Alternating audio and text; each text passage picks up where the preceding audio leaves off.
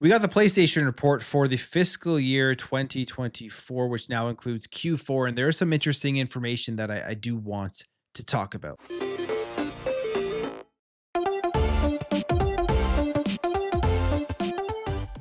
We got PlayStation's report. PlayStation is doing very well in terms of the console sales and everything along those lines. But there's a lot of interesting information that did come out of this report, which will bring us back to the way that the industry has been changing. You can sell as many consoles as you want, as many consoles as possible. But if nobody is spending money within those consoles, if people aren't active on the platform itself, the console sales really do not mean anything. This is stuff that Phil Spencer and Xbox have talked about for a while now. And yes, you can make the argument it's because they were on that road to becoming multi-platform and they had to start talking about monthly active users and engagement statistics because it isn't going to be reliant only on the Xbox consoles, and the Xbox consoles are lagging behind comparatively to PlayStation and to Nintendo. So they have to come up with some good positive statistics to talk about.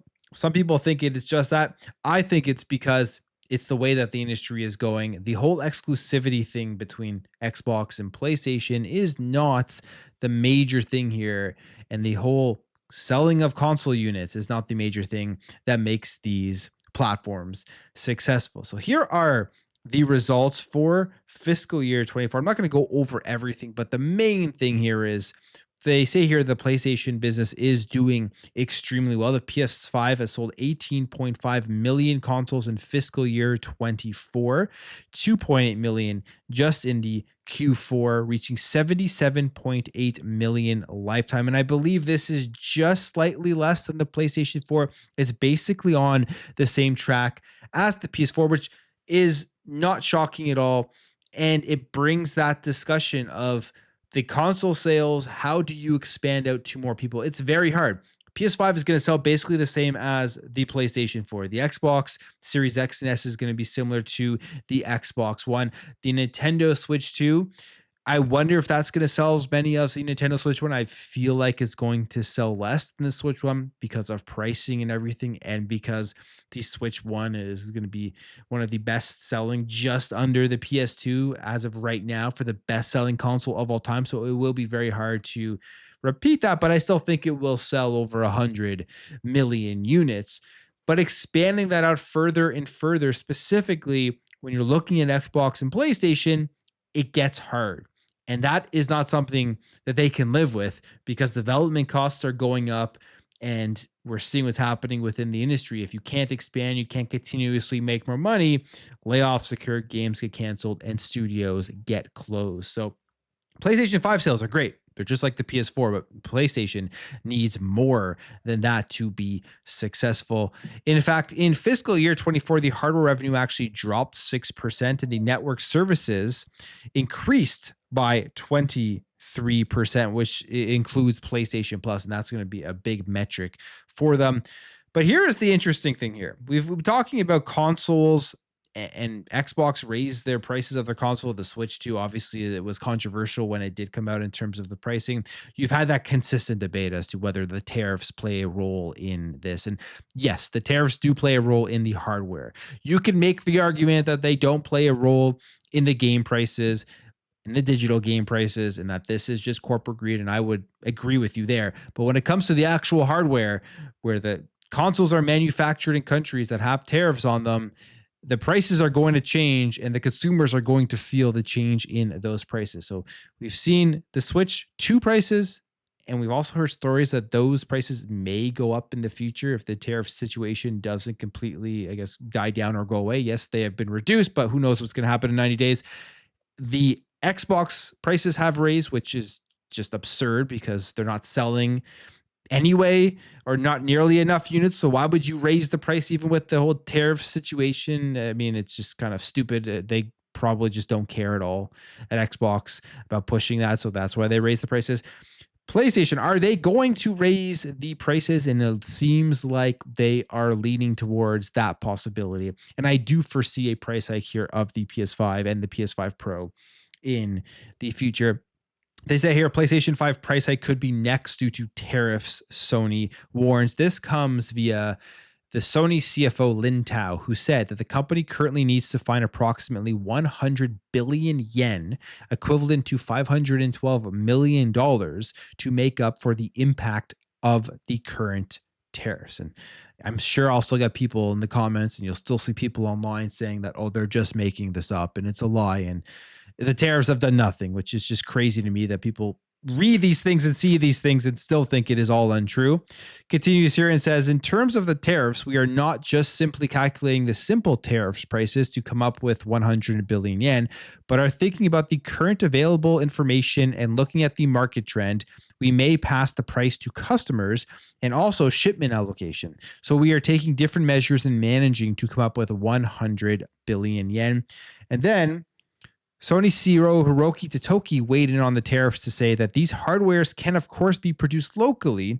I think that we would be an efficient strategy, but the PlayStation 5 is being manufactured in many areas. It's components. So whether it's going to be manufactured in the US or not, it needs to be considered going forward in such a critical situation. So that's just him saying, well, they'll consider a potential of going forward if these tariff situation continues to manufacture some components or the entire console or something in the US. But that is kind of irrelevant because that would take so long to happen. It's not like they could snap their fingers and then start manufacturing and changing where they're manufacturing components and major parts of this console. So yes, the price hike may hit the PlayStation 5 and it will be due to tariffs, but when will they do it and how much will it be by? I feel like right now, especially with the PlayStation 5 Pro, you've seen some people out there say, if you're looking for it, go buy it now because the prices will go up.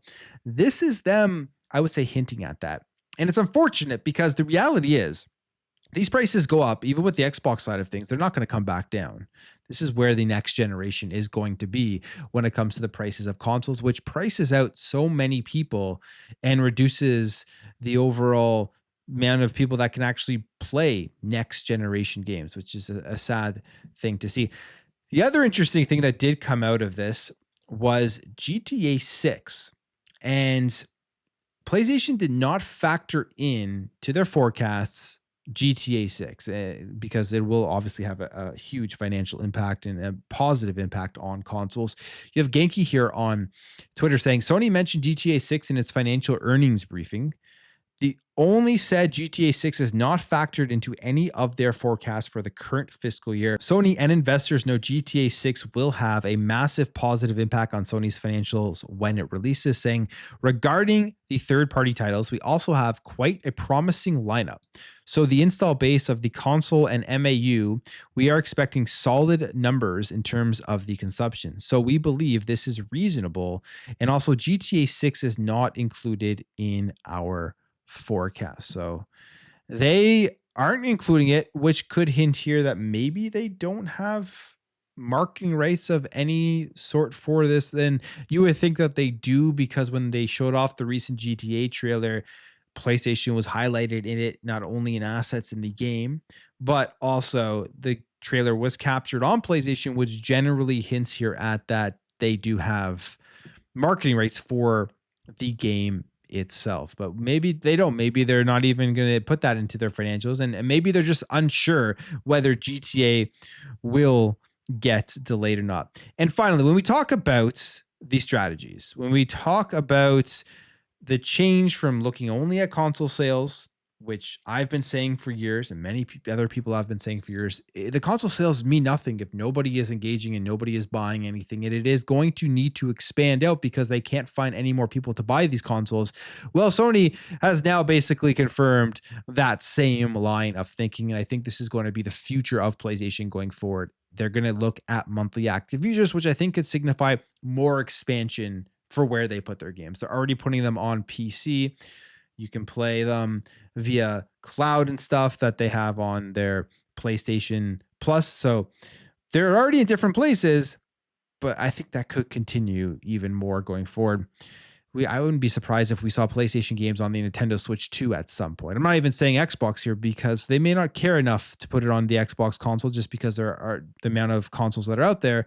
But Nintendo Switch and Nintendo Switch 2, you've already seen Lego Horizon. Hey, maybe they will start thinking about putting bigger games onto the Nintendo Switch 2. And of course, games from Bungie, which is PlayStation, is out on Xbox and out everywhere else. But we have Sony CFO Lin Tao on the changes being made within SIE and also the hardware price hike. So we've already talked about the price hike, but Lin Tao says this. Previously, focus was on sell-in units, but now focus is on engagement and monthly active users, which drives profitability. So they're not focusing on the sales, the unit sales of the PlayStation anymore. They're focusing on what is happening on the consoles and what are people doing? How much money is each user basically spending on the PlayStation console? I actually put this tweet out, just kind of a troll a little bit, and the reactions to some of the comments are hilarious. I wrote, so I guess Phil was right. Console sales don't matter.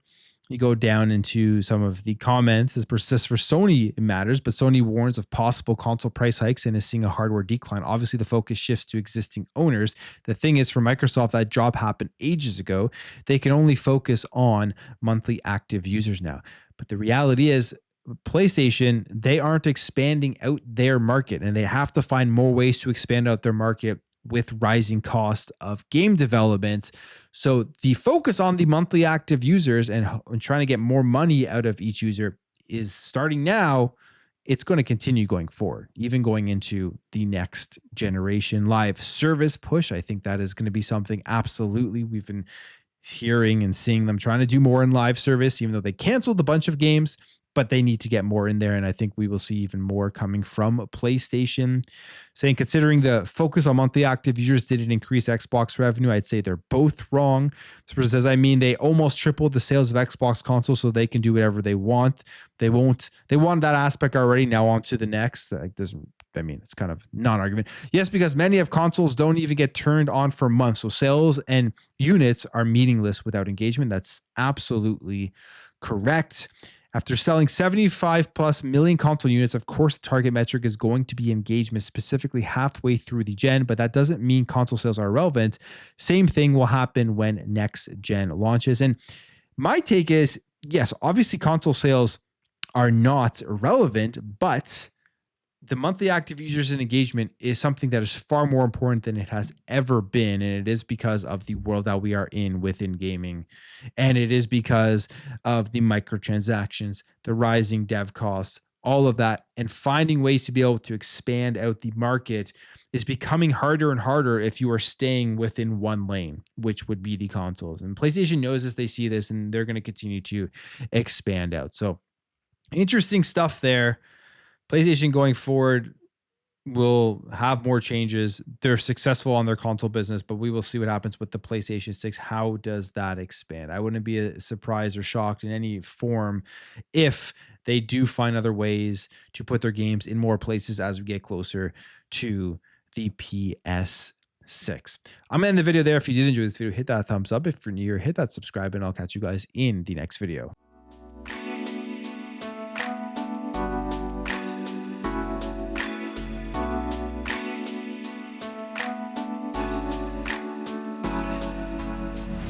Bye.